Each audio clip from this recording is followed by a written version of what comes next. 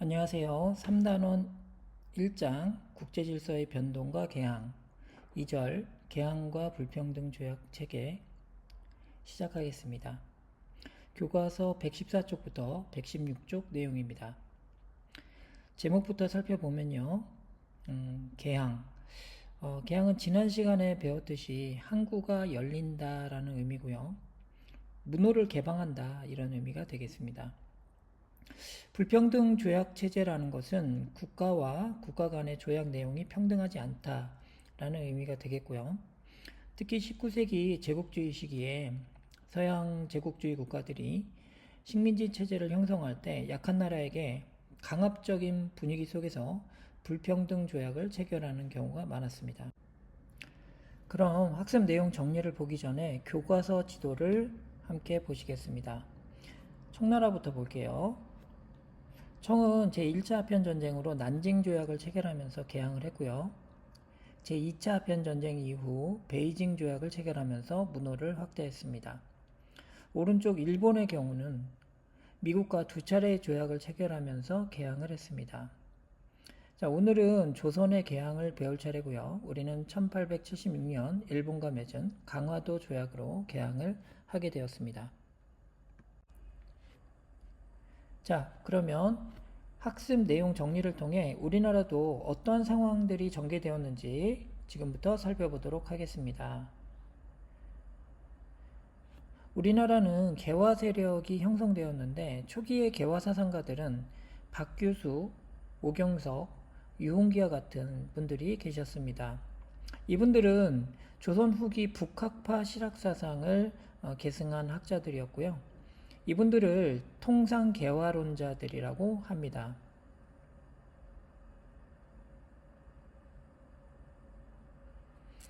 이분들은 서양 세력과의 통상을 그리고 우리가 근대화를 해야 한다. 서양 문물을 받아들여서 변화되어야 한다. 이런 주장들을 하셨고요. 이러한 개화사상가들의 제자들이 훗날 정치 세력인 개화파로 성장을 하게 되는데 대표적인 인물이 김옥균, 박영효 등의 정치가들입니다. 그래서 앞에서 보신 박규수, 오경석, 유홍기는 학자에 가까웠다면 이분들의 제자인 김옥균, 박영효는 정치 세력이 된 거죠. 그렇게 구분을 하시면 되겠습니다. 자, 이런 상황 속에서 1876년 강화도 조약이 체결됩니다. 자, 배경을 먼저 살펴보죠. 흥선대원군이 물러가고 고종이 직접 정치를 하게 되었고요. 위에서 언급했던 통상개화론자들의 주장이 대두되면서 조선 내에서도 개항의 필요성에 대한 주장들이 높아지게 됩니다. 이때 일본에서는 한반도를 정벌하자는 정한론이 등장하고 있었는데요. 정한론은 한반도를 정벌한다라는 이론입니다. 한마디로 일본의 침략 주장이죠. 한반도를 정벌하자라는 주장이죠. 그런데 이때 일본 국내에서도 근대화를 우선하자는 여론에 밀려서 실행은 되지 못했습니다.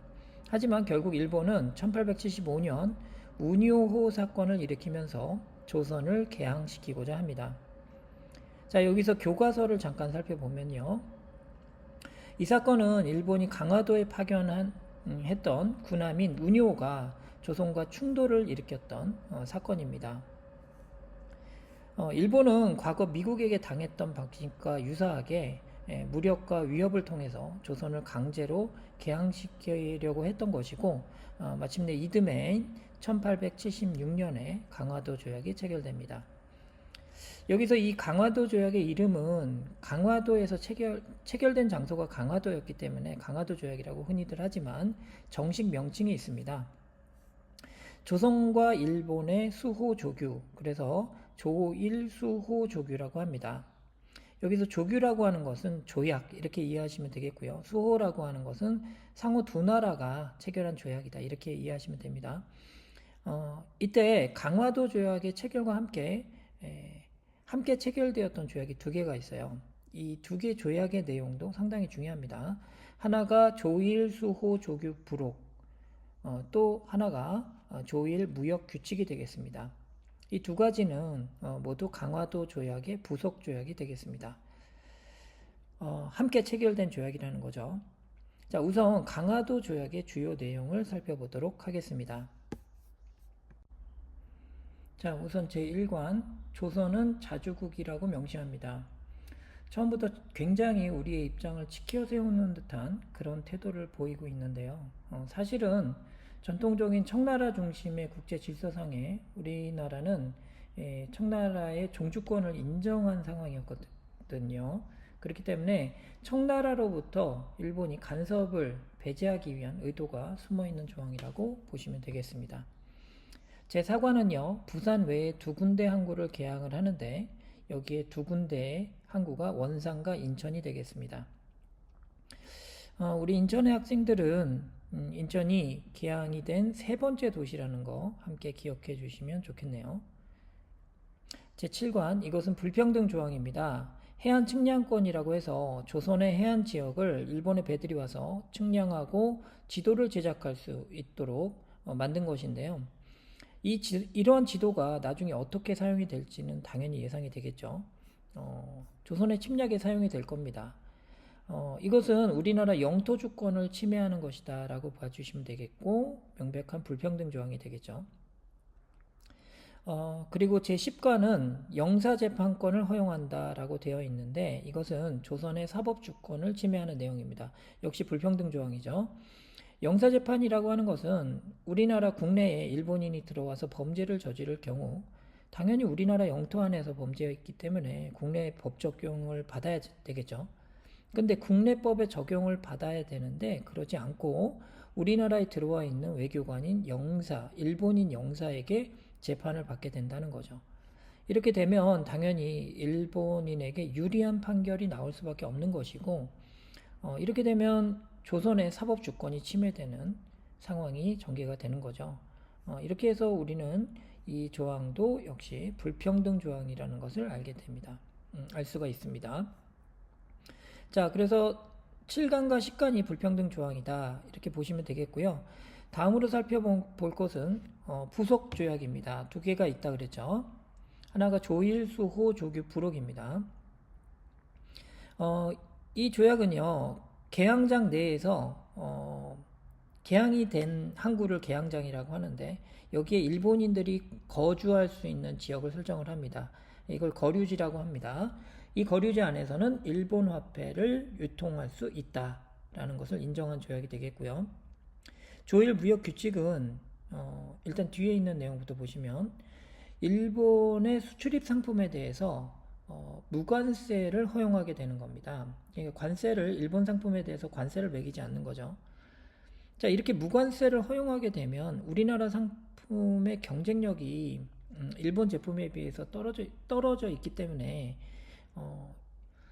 시장에서의 어떤 경제 주권이라고 해야 되나요? 우리의 어떤 시장 경쟁력이 약화되는 그런 상황이 되는 거죠. 자, 그리고 두 번째는 양곡의 우리나라의 곡식, 이 곡식을 무제한으로 유출할 수 있다라는 내용입니다. 일본이 우리나라에서 가장 원했던 자원이 바로 식량 자원입니다. 곡식이죠. 이 곡식을 제한 없이 가져가겠다는 거예요. 식량은 수출을 많이 한다고 무조건 좋은 게 아니라 우리나라에게 우리나라 사람들이 먹을 수 있을 만큼 비축을 해둬야 되는 전략적 자원 아니겠습니까? 근데 이러한 자원을 제한 없이 일본이 필요한 대로 가져가겠다는 내용이 되겠습니다. 자, 그러면 이제 종합해 보겠습니다. 이 조약의 강화도 조약의 특징은 두 가지로 볼 수가 있는데요. 외국과 맺은 최초의 근대적 조약이라는 겁니다. 자, 그래서 우리는 그 당시 국제법 질서였던 만국 공법 체제, 그러니까 국제법 질서라고 보시면 되겠는데 국가와 국가 간의 대등한 관계를 인정하는 만국 공법 체제에 편입이 되었다 이렇게 보시면 되겠고요. 반면에 이 조약의 내용이 일본에게 일방적으로 유리했던 불평등 조약이다 라고 봐주시면 되겠습니다. 자, 그러면 당연히 우리나라 국내 정치가들 사이에서도 이 조약에 대한 찬성과 반대 의견이 좀 많았겠죠. 여기서 교과서에 나오는 강화도 조약을 둘러싼 의견들을 보면요. 자, 당시 정치가들 사이에서도 이렇게 찬성과 반대 의견이 팽팽하게 대립했음을 알 수 있습니다.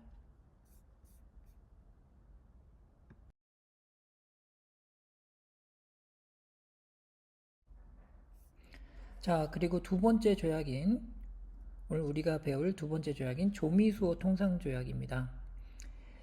이 조약의 체결 과정에 청나라가 러시아와 일본을 견제하기 위한 목적으로 이 조약을 체결하라는 권고하는 내용이 나옵니다.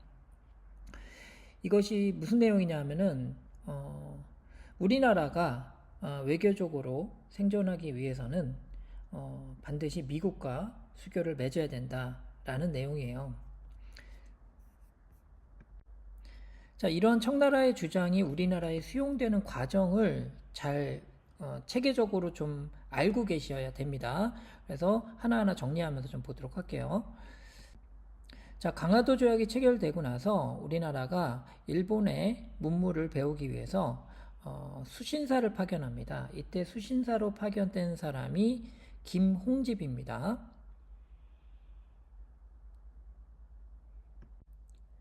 자, 이분이 일본에서 청나라 외교관을 만나요. 황준헌이라고 하는 분입니다.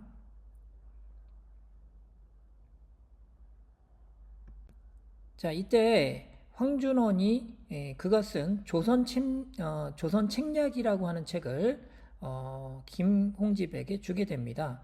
김홍집은 이 책을 조선에 가져와서 유포를 시킵니다.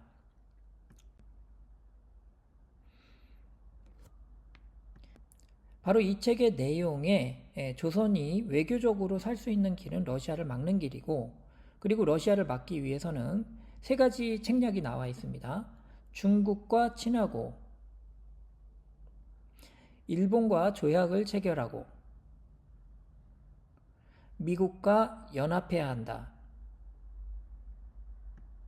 자, 이렇게 세 가지 내용이 나와 있는데요.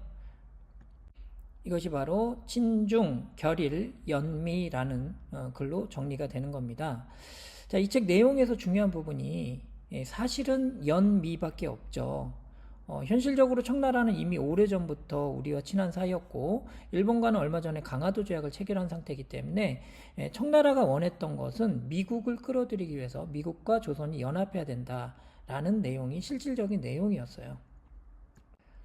결국 이 책의 내용에 따라 조선은 미국과 조약을 체결하는데 이것이 바로 조미수호 통상조약이 되는 것입니다. 자, 다음 페이지를 보시면요. 이 조약의 내용들이 나와 있습니다. 첫 번째로 거중조정입니다. 거중조정은 미국이 제3국의 입장에서 조선이 다른 나라와 문제가 있을 경우 중립적인 위치를 취하는 것이 아니라 도와주지 않고 가만히 있는 것이 아니라 조선의 입장에 서서 조선을 도와주겠다라는 약속, 이것이 거중조정이 되겠습니다. 자, 그리고 관세 조항입니다. 아까 앞서 강화도 조약의 부속 조약이었던 조일 무역 규칙의 내용과 다르게 미국 상품에 대해서는 관세를 매길 수 있다, 붙일 수 있다라는 조항이 추가가 되었습니다. 이건 다소 우리에게 유리한 조항이 된 거죠. 자, 그래서 관세 자주권이라는 측면에서 우리에게 유리한 조항이 된 거고요. 하지만 우리에게 상당히 불리한 내용의 조약이 두 개가 있습니다. 하나는 영사재판권이니까 아까 설명했던 내용이니까 강화도 조약에서 설명했던 내용이니까 아실 거고 바로 최해국 대우라는 새로운 개념이 나옵니다. 최해국 대우입니다. 자, 이 최애국 대우라는 내용은 상당히 중요한 개념이에요. 근현대사 내용에서 상당히 중요하기 때문에 개념을 확실하게 익히고 넘어가셔야 됩니다. 조선이라는 나라가 어떤 특정 국가에게 이권을 주었다고 생각을 해봅시다. 예를 들어서 A 국가에게 특권을 주었어요. 자, 이랬을 때 최혜국 대우 조항이 있는 미국이란 나라는 방금 A 나라가 받았던 특혜와 동등하게 똑같은 혜택을 받을 수 있는 권리가 있다라는 겁니다. 이것이 바로 최혜국 대우라고 합니다. 그러니까 말뜻을 생각해 보면 최고로 혜택을 받을 수 있는 권리가 있는 나라로 대우해 달라. 이 조항이 되겠습니다. 근데 문제는 우리나라가 미국뿐 아니라 다른 여타 서양의 국가들, 뭐 예를 들면 영국이라든가 프랑스라든가 독일이라든가 이런 나라들과 모두 이후에 최혜국 대우 조항을 맺게 됨으로써 훗날 제국주의 열강들이 우리나라의 각종 특권이나 경제적 이권들을 침탈하는 가장 중요한 요인이 되기도 합니다. 자, 이 최혜국 대우라는 개념은 나중에 아관파천 사건 이후에 상황에서 다시 한번 나올 거예요. 그때 이 내용을 기억하셨다가 그 아관파천 이후의 상황을 이해하는데 이렇게 해서 적용을 하시면 될 것 같습니다. 자, 그럼 이 조약을 종합해 보면 강화도 조약과 좀 다른 내용이 최혜국 대우가 있다라는 것, 그리고 관세 조항이 있다라는 것, 그리고 거중 조정 조항이 있다라는 것, 요 세 가지는 차이가 있는 거죠. 강화도 조약과. 근데 영사재판권은 아까 강화도 조약과는 동일한 내용이 되겠습니다. 자, 그럼 조미수호 통상조약의 성격입니다. 서양과 맺은 최초의 조약이고요. 그리고 조선에게 불리한 내용이 담겨 있는. 자, 여기서 불리한 내용 뭐가 있었습니까? 최혜국 대우 조항이 있었죠. 그리고 영사재판권도 역시 불리한 조항이 되겠죠. 그래서 조선에게 불리한 불평등 조약이었다라고 이해하시면 되겠습니다. 자, 이후 조선은 서양 각국과 조약을 체결하게 됩니다. 영국, 독일, 러시아, 프랑스 순으로 조약이 체결이 됐고요. 특히 이 프랑스와 조약을 체결할 때는 천주교를 공식적으로 인정을 하게 됩니다. 1886년 체결하니까 우리나라에서 천주교가 이제 더 이상 박해를 받지 않고 인정받은 연도가 1886년이 되는 거죠. 자, 이로써 조선은 근대적 조약 체제에 기반한 국제 질서에 이제 완전히 편입이 됩니다. 자, 우리 밑에 있는 교과서 자료에 황준헌의 조선 책략 읽어보시면 아까 설명했던 조선의 책략 표시해 보겠습니다. 중국과 친하고 친중, 일본과 맺고, 여기서 결일, 그리고 미국과 연합, 그래서 연미라는 내용이 핵심적인 내용이 되겠고요. 이 책의 영향으로 우리가 조미수호 통상조약을 체결한다라고 보시면 되겠습니다. 예, 오늘 내용은 여기까지입니다. 수고하셨습니다.